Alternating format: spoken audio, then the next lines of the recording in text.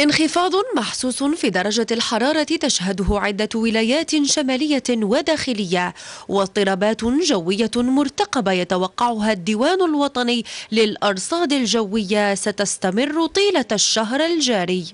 نشرية جوية خاصة بموجة برد بتتها مصالح الأرصاد الجوية تخص كل من منطقة جلفة، المدية، بويرة، برج بوعريريج، سطيف، ميلا، قسنطينة، باتنا، خنشلة، أم البواقي، وكذلك منطقة تبسة.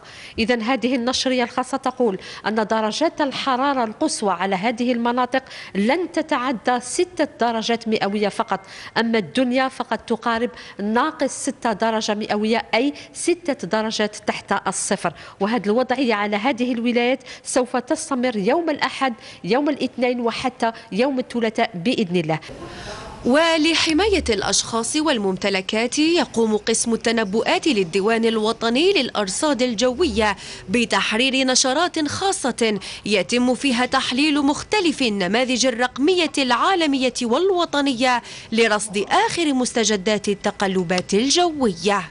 بعد التأكد من الوضعية الجوية نقوم باجتماع مع حضور مختلف إطارات ومختلف متنبئين على المستوى المركزي، وكذلك كذلك المتنبئين على المستوى الجهوي، وهذا للتشاور حول الولايات المعنية بالنشريات الجوية الخاصة. هذا وسيعرف جنوب الوطن تساقط كميات معتبرة من الثلوج على مرتفعات ولاية بشار شمال الصحراء والواحات خلال الأيام الثلاثة المقبلة.